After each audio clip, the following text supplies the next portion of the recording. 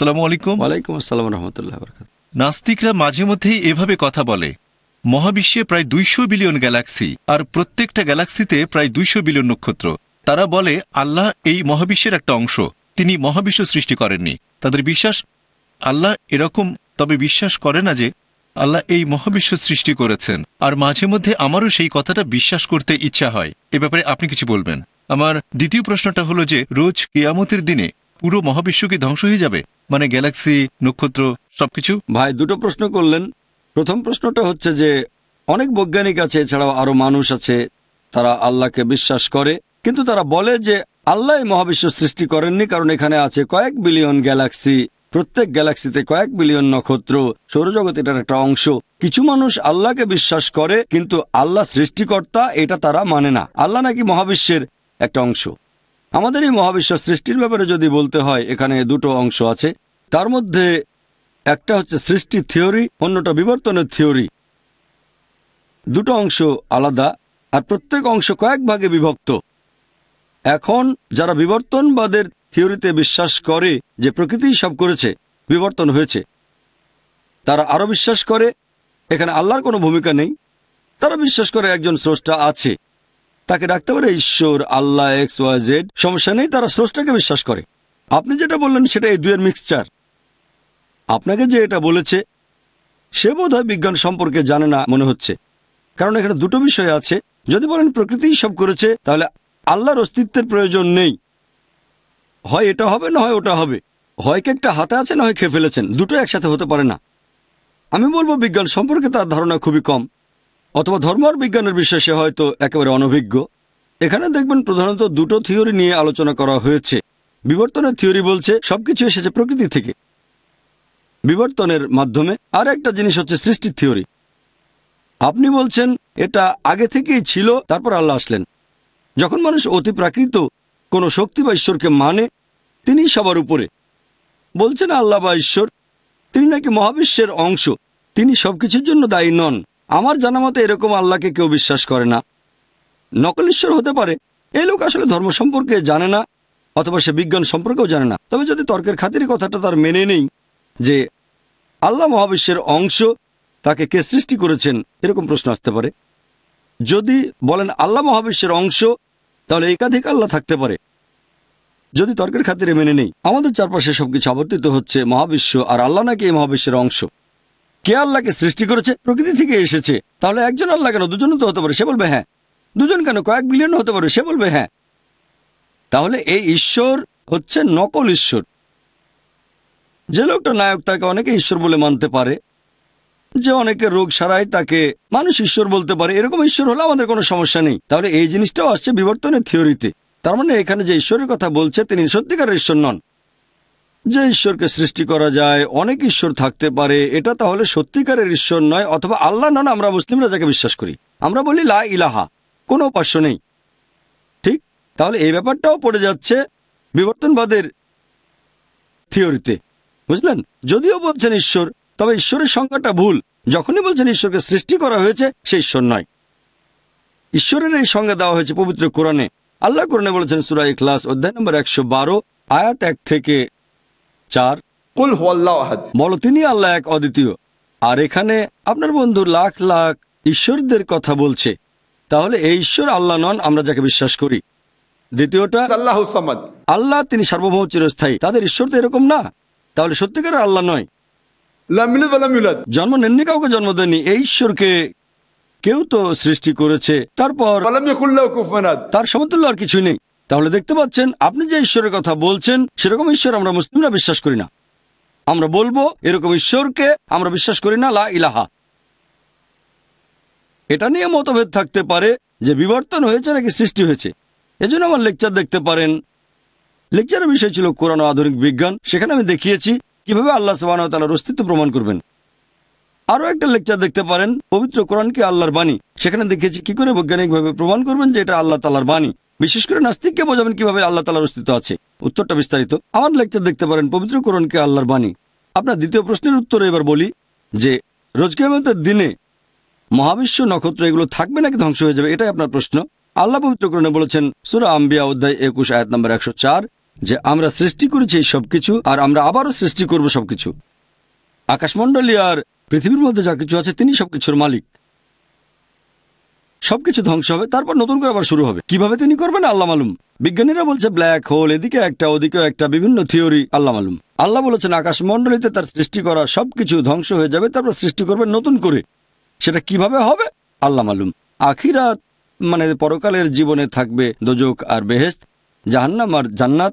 যদি পরীক্ষায় পাশ করেন, আল্লাহ পবিত্রকরণে বলেছেন সূরা মুল্ক অধ্যায় নম্বর 67 আয়াত নম্বর 2, الذي خلق الموت والحياة।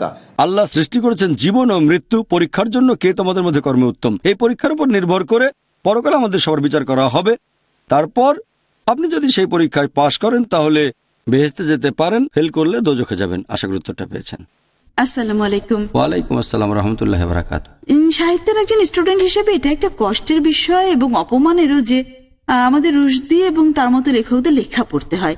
এইসব স্যাটানিক ভার্সেসের মতো সুপরিচিত লেখার ক্ষেত্রে এবং অন্যান্য বইয়ের ক্ষেত্রে বারবার তিনি ইসলামকে কালিমা লিপ্ত করেছে। আমার প্রশ্ন হচ্ছে, উচ্চতর গবেষণা একটি কোর্স হিসাবে মুসলমানদের সাহিত্য পড়া সম্পর্কে আপনার মতামত কি? বোন প্রশ্ন করলেন যে উচ্চতর ডিগ্রির জন্য মুসলমানদের সাহিত্যের ব্যাপারে আমার মতামত কি। সাহিত্যের ছাত্রছাত্রী হিসেবে আমাদের রুশদির বই পড়তে হয় এবং আমরা এক্ষেত্রে কি করতে পারি। বোন আলহামদুলিল্লাহ, খুবই ভালো সুযোগ। যদি রুশদির বই পড়ে তাকে নিয়ে গবেষণা করা যায়, আলহামদুলিল্লাহ আমি একটা লেকচার দিয়েছি, এটা খুবই ভালো সুযোগ বোন। যদি আপনাকে রুশদি পড়ে নিজস্ব মতামত দিতে হয়, বিশেষ করে উচ্চ স্তরের কোর্সের একজন স্টুডেন্ট হিসেবে হয়তো অল্প সুযোগ আছে, কিন্তু আপনি যদি পিএইচডি করেন অনেক কিছু করতে পারবেন। আপনি যত উচ্চতর ডিগ্রি করবেন নিজস্ব দৃষ্টিভঙ্গি প্রকাশের সুযোগ তত বেশি। কিন্তু জুনিয়র পর্যায়ে নিজের মতামত দিতে পারার সম্ভাবনা কম, তারপরেও দিতে পারেন। কিন্তু যদি আপনি আমার লেকচারের একটা ক্যাসেট দেখেন, বিষয় মত প্রকাশের স্বাধীনতা, প্রেস বিতর্ক ছিল, ধর্মীয় মৌলবাদ কি স্বাধীন মত প্রকাশের একটা প্রতিবন্ধক, এ বিষয়ে বলেছি। এছাড়া যদি পড়েন শেখ আহমেদ দিদাতের রুশদিরকে মরা উচিত, ইসলামী রায় এবং ইহুদি খ্রিস্টান রায়, এবং কেন stomach the best of Rushdie, এই সবগুলো পড়েন আর আপনার থিসিস উপস্থাপন করেন, আপনি পুরস্কারও পেয়ে যেতে পারেন। পেতে পারেন, না পেতে পারেন, কিন্তু সেটাকেও প্রত্যাখ্যান করতে পারবেন না, কারণ আপনার সাহিত্যের উপর উপযুক্ত জরিপ করা হবে। তাই এটা একটা ভালো সুযোগ বোন। যে বই পড়ছেন তার সাথে সবগুলোতে একমত হতে হবে না। আপনি যদি উচ্চতর স্তরে পড়াশোনা করেন, যদি পিএইচডি অথবা অন্য কিছু করেন, আপনি যার বই পড়ছেন তার বিরুদ্ধেও আপনি যেতে পারেন, কিন্তু তার জন্য কারণ দেখাতে হবে। সুতরাং বোন, যে কোনো সাহিত্য পড়া ভালো। ধরেন যে আপনি সাহিত্যে পিএইচডি করেন অথবা বিজ্ঞানে করেন অথবা অঙ্কে, যে কোনো ভাষাতেই করেন, আসল কথা হচ্ছে আপনি এতে আল্লাহ সুবহানাহু ওয়া তাআলার কাছাকাছি পৌঁছাচ্ছেন। আল্লাহ সুবহানাহু ওয়া তাআলার কাছে থেকে দূরে যাওয়া উচিত নয়। এখানে দুটো অপশন। কখনো যদি রুশদির লেখা পড়ে একমত পোষণ করেন যে ইসলাম অপ্রয়োজনীয়, নাউজুবিল্লাহ, তাহলে একটা সমস্যা আছে। আপনার মৌলিক ভিত্তি এবং বিশ্বাস শক্তিশালী হতে হবে। এটাকে একটা চ্যালেঞ্জ হিসেবে গ্রহণ করেন আলহামদুলিল্লাহ, এবং সারা বিশ্বের কাছে প্রচার করেন। এবং নিশ্চয়ই যথেষ্ট প্রমাণ রয়েছে যেমনটা আমাদের আছে। আপনাদের প্রয়োজন হতে পারে, এখানে অবশ্যই মতভেদ থাকতে পারে। বেশিরভাগ মানুষই যারা রুশদি পড়েছেন বলবেন রুশদি খুবই ভালো, তার সাহস আছে, এটা করেছে সেটা করেছে। আপনার লেখাটা আলাদা কিছু হতে পারে, কিন্তু সত্যি বলা ভিন্ন কিছু বলার চেয়ে জরুরি। এবং আপনি যা কিছু পড়েন তা আল্লাহ সুবহানাহু ওয়া তাআলার কাছাকাছি হলে তাতে কোনো ক্ষতি নেই। আশা করি উত্তরটা পেয়েছেন। আসসালামু আলাইকুম। ওয়ালাইকুম আসসালাম রহমতুল্লাহ বারাকাতুহু। সাহিত্যের একজন স্টুডেন্ট হিসেবে এটা একটা কষ্টের বিষয় এবং অপমানেরও যে আমাদের রুশদি এবং তার মতো লেখকদের লেখা পড়তে হয়। এইসব স্যাটানিক ভার্সেসের মতো সুপরিচিত লেখার ক্ষেত্রে এবং অন্যান্য বইয়ের ক্ষেত্রে বারবার তিনি ইসলামকে কালিমা লিপ্ত করেছে। আমার প্রশ্ন হচ্ছে, উচ্চতর গবেষণা একটি কোর্স হিসাবে মুসলমানদের সাহিত্য পড়া সম্পর্কে আপনার মতামত কি? বোন প্রশ্ন করলেন যে উচ্চতর ডিগ্রির জন্য মুসলমানদের সাহিত্যের ব্যাপারে আমার মতামত কি। সাহিত্যের ছাত্রছাত্রী হিসেবে আমাদের রুশদির বই পড়তে হয় এবং আমরা এক্ষেত্রে কি করতে পারি। বোন আলহামদুলিল্লাহ, খুবই ভালো সুযোগ। যদি রুশদির বই পড়ে তাকে নিয়ে গবেষণা করা যায়, আলহামদুলিল্লাহ আমি একটা লেকচার দিয়েছি, এটা খুবই ভালো সুযোগ বোন। যদি আপনাকে রুশদি পড়ে নিজস্ব মতামত দিতে হয়, বিশেষ করে উচ্চ স্তরের কোর্সের একজন স্টুডেন্ট হিসেবে হয়তো অল্প সুযোগ আছে, কিন্তু আপনি যদি পিএইচডি করেন অনেক কিছু করতে পারবেন। আপনি যত উচ্চতর ডিগ্রি করবেন নিজস্ব দৃষ্টিভঙ্গি প্রকাশের সুযোগ তত বেশি। কিন্তু জুনিয়র পর্যায়ে নিজের মতামত দিতে পারার সম্ভাবনা কম, তারপরেও দিতে পারেন। কিন্তু যদি আপনি আমার লেকচারের একটা ক্যাসেট দেখেন, বিষয় মত প্রকাশের স্বাধীনতা, প্রেস বিতর্ক ছিল, ধর্মীয় মৌলবাদ কি স্বাধীন মত প্রকাশের একটা প্রতিবন্ধক, এ বিষয়ে বলেছি। এছাড়া যদি পড়েন শেখ আহমেদ দিদাতের রুশদিরকে মরা উচিত, ইসলামী রায় এবং ইহুদি খ্রিস্টান রায়, এবং কেন stomach the best of Rushdie, এই সবগুলো পড়েন আর আপনার থিসিস উপস্থাপন করেন, আপনি পুরস্কারও পেয়ে যেতে পারেন। পেতে পারেন, না পেতে পারেন, কিন্তু সেটাকেও প্রত্যাখ্যান করতে পারবেন না, কারণ আপনার সাহিত্যের উপর উপযুক্ত জরিপ করা হবে। তাই এটা একটা ভালো সুযোগ বোন। যে বই পড়ছেন তার সাথে সবগুলোতে একমত হতে হবে না। আপনি যদি উচ্চতর স্তরে পড়াশোনা করেন, যদি পিএইচডি অথবা অন্য কিছু করেন, আপনি যার বই পড়ছেন তার বিরুদ্ধেও আপনি যেতে পারেন, কিন্তু তার জন্য কারণ দেখাতে হবে। সুতরাং বোন, যে কোনো সাহিত্য পড়া ভালো। ধরেন যে আপনি সাহিত্যে পিএইচডি করেন অথবা বিজ্ঞানে করেন অথবা অঙ্কে, যে কোনো ভাষাতেই করেন, আসল কথা হচ্ছে আপনি এতে আল্লাহ সুবহানাহু ওয়া তাআলার কাছাকাছি পৌঁছাচ্ছেন। আল্লাহ সুবহানাহু ওয়া তাআলার কাছে থেকে দূরে যাওয়া উচিত নয়। এখানে দুটো অপশন। কখনো যদি রুশদির লেখা পড়ে একমত পোষণ করেন যে ইসলাম অপ্রয়োজনীয় নাউজুবিল্লাহ, তাহলে একটা সমস্যা আছে। আপনার মৌলিক ভিত্তি এবং বিশ্বাস শক্তিশালী হতে হবে। এটাকে একটা চ্যালেঞ্জ হিসেবে গ্রহণ করেন আলহামদুলিল্লাহ, এবং সারা বিশ্বের কাছে প্রচার করেন। এবং নিশ্চয়ই যথেষ্ট প্রমাণ রয়েছে, যেমনটা আমাদের আছে।